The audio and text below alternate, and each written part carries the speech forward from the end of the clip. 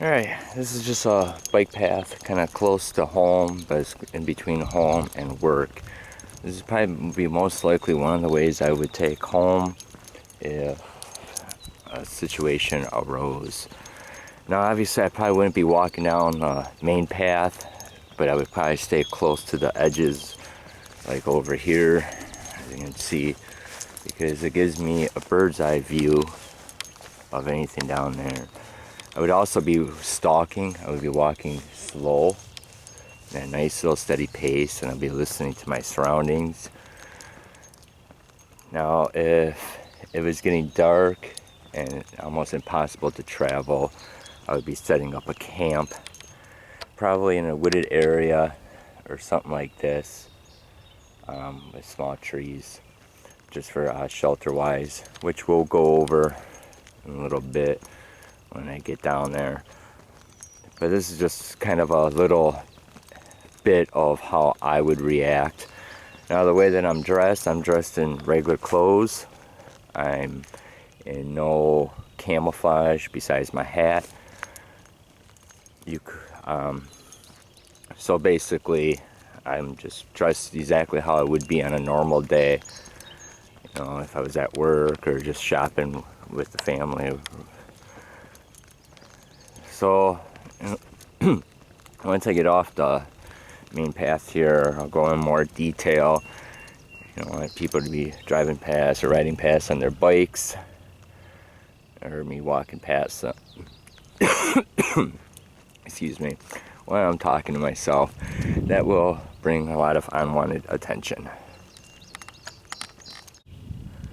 Now as I was walking along, I heard over here some noise. Now I know this area, obviously, because I'm from around here, but I heard some people talking or what have you. But I also, when I hear this, I see a trail. So I might just take a walk in here. I'm going to be looking for animal trails and even sometimes human trails. I have not been back in this part here, but this looks pretty good besides the voices I heard. Now there's a river not too far away that there, you know, people could be fishing. So I might actually just go down a little bit farther. So just thought I would point that out a little bit. As you can see, there's some nice cover in there. So I'm gonna go kind of head down by the river and follow the river up. If you notice, I'm like kind of looking for cover. Alright, what I did is I moved off the trail, found another path. I didn't record it in because there's a guy about 100 yards behind me. So now obviously what I'm looking for is how much people travel through here. As you can see, there's not many tracks. It's wet right now. We've had a lot of rain, but a lot of it wouldn't be washed up. You know, there's some garbage that could have came from the river or what have you. Over there I can see an animal trail. Zoom in a little bit right there. So I know animals are down here, which makes it good for snaring. Obviously it's a wooded area. Obviously someone was down here because there's a bag right there, but it doesn't look like it's like a major hangout. And the reason why I say that is because during shit hits the fan scenario, you'll have people that'll think that they're, you know, a special elite or what have you, and they're gonna come down to someplace that they're used to. And just with the telling, with the trails and everything, there's not many, it's not a big hangout. Now, I'm not saying that someone's gonna come down, wouldn't come down here, and that's where security comes in important. But right now, it seems pretty safe. I'm also listening to the bird noises. because it seems that someone might have alerted them. So I'm going to be very quiet going through here, and I'll pick up in a little bit here when I run across something. Alright, I slipped on my poncho. How I have it, which I'm sure you won't be able to see, is that I have it over my backpack, so this way my stuff doesn't get wet inside. I also, since we're able to conceal carry, I have my pistol right in here so I can easily grab it just in case. So I don't have the GI poncho totally buttoned up. I just have it just enough. Now if it was really storming out, I would be getting myself some shelter, and I'll show you how to set up a food shelter here in a minute. So basically I'm going to continue walking down here and go off on some animal trails. I just set up just a little overnight shelter that would work easily. So I'll be back. Now what I'm liking about this area is that I got a place to set up a yo-yo trap if I need be, because I got water. Plus I have cover. Now I'm still on the trail, and I'll end up moving off the trail if I had to set up camp.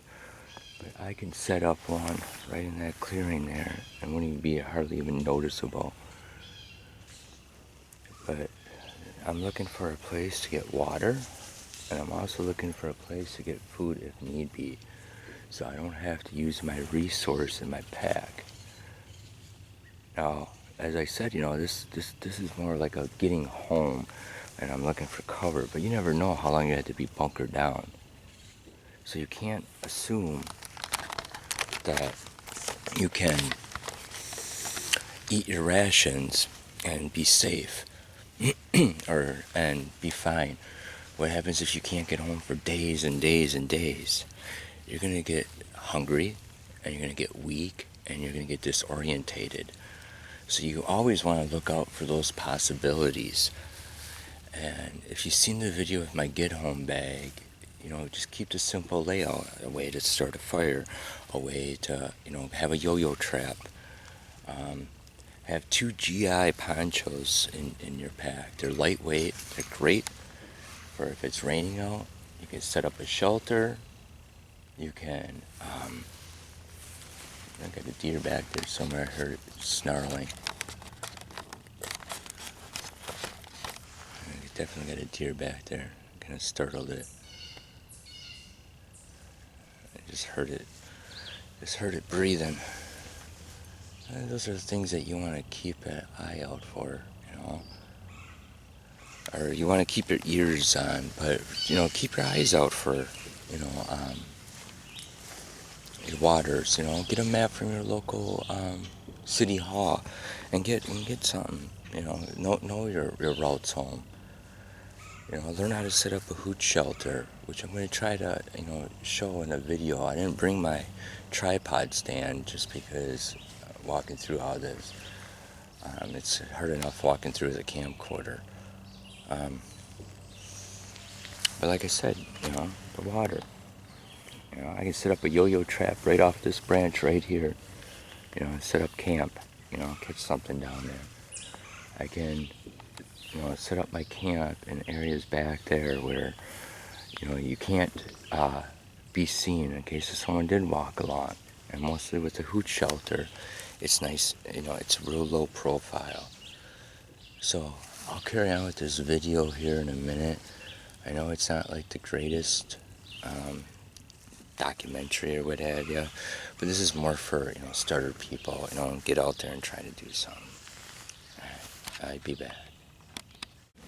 Okay, now right here would be an okay spot to set up camp. I'm well off the trail. Over there I hear people, so that tells me there's houses over there, but it is across the river. Now, obviously, you would not want to set up a fire, and that's one of the reasons why I carry a trail stove along. This way is low odor, no smoke, nothing. You can go with the Dakota fire, but they would be able to pick that up because they're way too close. Right now they're kind of quiet, so. But I would most likely set up right here and have my main line go from that tree down to my shelter and just kind of pull some of these, cut some of the stuff down. But you would do it very, very quietly, as old Bugs Bunny show used to say, because you don't want to get their attention. You never know who's going to be around. Now, in the opposite direction, over my shoulder, you have the bike trail. So you don't know if people are walking through there. And then you got the deer up back here that's going to make noise. You got the squirrels. So you want to be like really, really, really quiet about this. I'm going to try to set up just a hoot shelter and then kind of video to show you how it blends in and how you can't see it. Like I said, I didn't bring my tripod, so I can't not find any place around here to set my camera on to video it. But I'll just kind of set it up for you and kind of like what my setup would be. And I'll just kind of go over it. Alright, I'm starting my shelter here, but I want you to take notice of something here. Right there is one of my stakes. Oops, bad zoom. That fell out of my pocket. That's why we have to always be careful of our gear.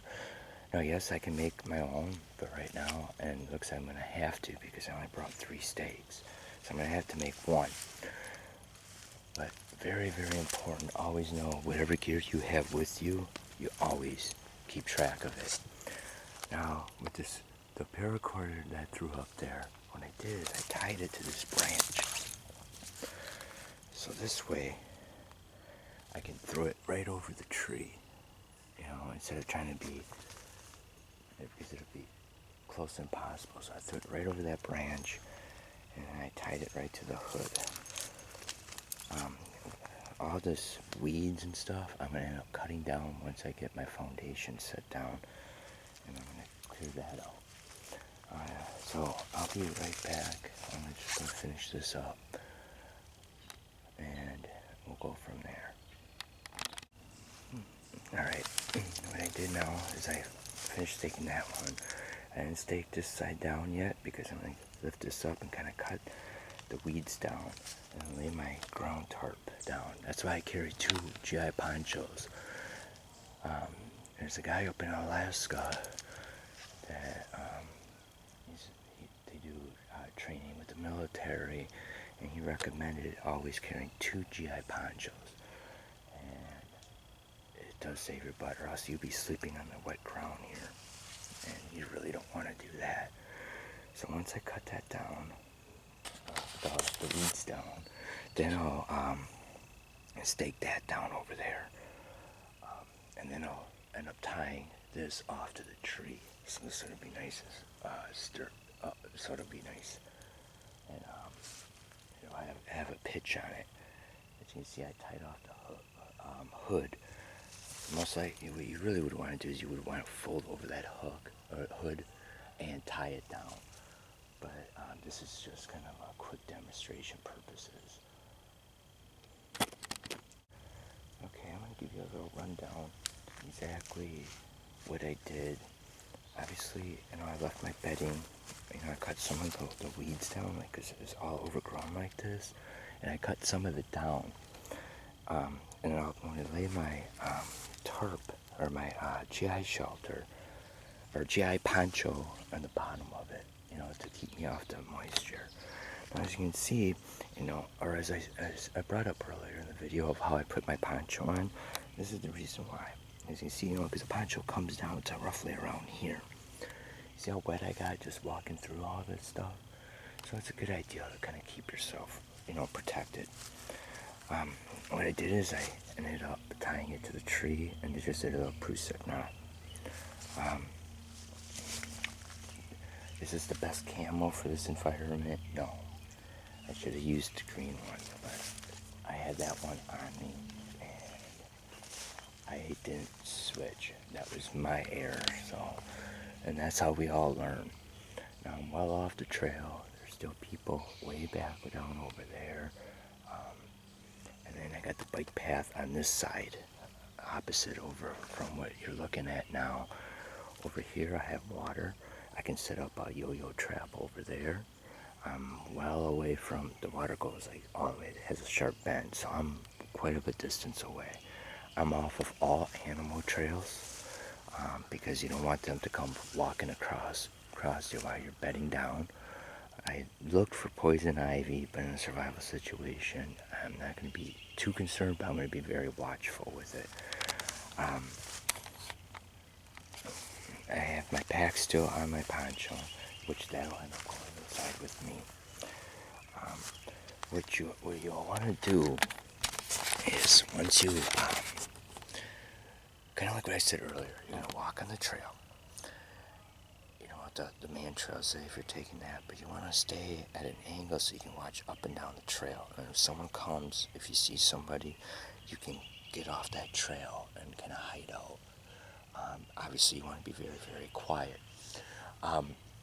Then, once you decide where you're going to go, because you want to be before the sun goes down, and hopefully that's the case. Otherwise, you're just going to have to suck it up, embrace the dirt, or embrace the suck, and kind of camp out anywhere. But it is what it is.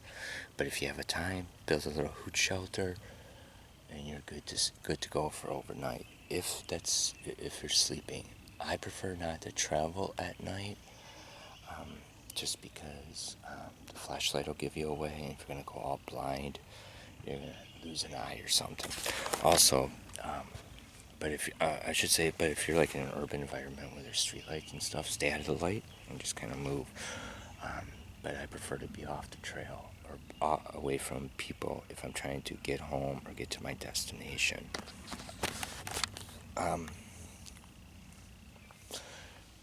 Once you get into your area, or even beforehand if you can, take the duct tape, because you should have some duct tape. Tape off your keys so you have no rattling, anything in your pack if it's not already taped off.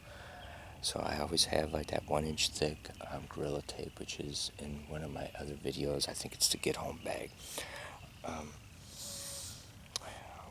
Once I get set up, or I should say once I'm planning on moving or on the move, I'll attach my knife to me. I'll grab my gloves because they will come in handy, so you don't cut your hands up, because you will be using your hands a lot. And then I'll just kind of go with exactly what I said, how I kind of explained it. You know, you want to move stealthily, really quiet. You want to practice your knots. You want to practice your shelter system. If it was just a downpour and you just had to get out of the rain, you know, get into cover like this right there, you know, and you got your GI poncho. I always carry two, and if I do not state the reason why, it's because this way you have a ground tarp, keep you off the wet ground, and you have your shelter system. And like my bag, there's not really much of a change from my other video, besides I took out the winter gear and I replaced it with a canteen cup, just like the setup that I have in my cook kit video. For everything else is pretty much the same: life straw, shamag, radio, you know, first aid kit, and the little trail stove. And one of the reasons why I recommend getting a trail stove is that it has low smell, you know, because in case if you have to eat your rations, which I have like one mountain house, but like I've said earlier, that's my last resort, is to eat what's in my bag. I will set up a yo-yo trap or a snare with my paracord before I would eat my rations. Because, you know, you may think you may be out for the day, and all of a sudden, you're out there for 3-4 days. You know, 3-4 days, and if you ate your rations in the first day, 3-4 days, you're going to be hungry. You're not going to have energy. You're going to be disorientated, and you're going to have a lot of problems thinking. So I prefer to set up a yo-yo trap. or find other ways of food. As you notice, I don't take a lot in my pack, just for the simple fact of I have enough room in case if I come across something. There's people that'll put camouflage in their packs, a whole entire kit.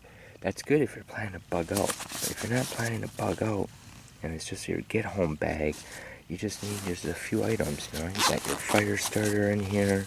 You got a pen, a notebook, a marker. Light my fire. And obviously a big lighter. You just very bare basics of supplies that you need. You're gonna also want to learn how. You also want to learn how to do all this stuff. You don't want to just watch this video or other videos and just say, okay, I know how to do it. Because believe me, I'll tell you this, and this is a fact. I've worked with people before that thought that building a fire was easy. All you had to do is just light it and be done with it, and they struggled. If that was in a dire situation, they would have been screwed. You don't want to be like that. And they learned the hard way with that. You know what? Fire starting is very important. You want to learn that. But like I said, though, in a stealth situation, I would not be building a fire. Not even a Dakota fire, because I hear people over there. And I have that bike path, and that smoke will travel. And that's why I'll carry that trail stove along. But if you're able to get away from the middle of nowhere, or, if you're going through a country where there's not a lot of population, good. Then you can do a Dakota fire. And like I said too, when you're walking the main trail, when you're walking on trails, check for litter. See how often it's been used. That's going to be a telltale sign of if shit gets really bad. Are those people going to come back there because they feel secured? Just think, you're not the only one that practice skills. There can be other people. It could be your neighbor. So you always want to stay ahead of the game. So that's pretty much all of what I have. Obviously, you'll have your cell phone on. I also have a backup, but I have a little GPS. And just kind of stay quiet and mostly listen. Try to clear your head. You can find a place to sit for a little bit. Shut your eyes, breathe slowly, listen to your surroundings, clear your mind of all thoughts. And then slowly open up your eyes and concentrate, because it's going to be your ass, and you never know who's going to be out there, who's going to want to cause harm, or what have you. So that's basically how I would handle a gray man in a situation like that. I'm using my own kit I always have with me.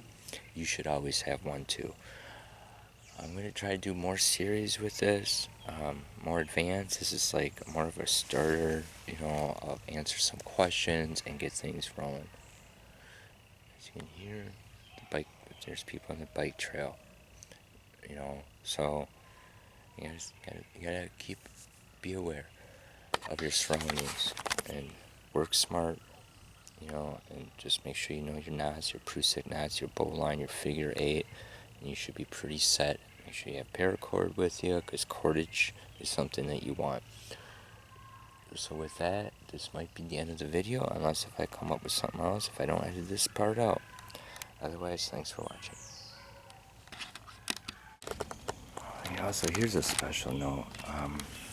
One of the reasons why I stopped cutting down the vegetation is because when I leave, it's going to end up eventually popping up. Right now, if it's an average person, they may think a deer stayed there, because I have no mess left behind. You can always kind of come across and kind of help the plants along, just kind of kick it up a little bit, and then carry on. So that's just another little side note. I don't know if I'll edit this in or just keep it at the end. So right now I'm going to head back. I got my gear back on. Sorry to put my hand getting in the way. I got my gear back on. When I get close to the trail, I'm going to end up taking off my poncho, just because, this isn't a crisis situation. And it's not raining yet. It looks like it can. You know, so with that said, see if I film more or not, what I edit on, what I don't.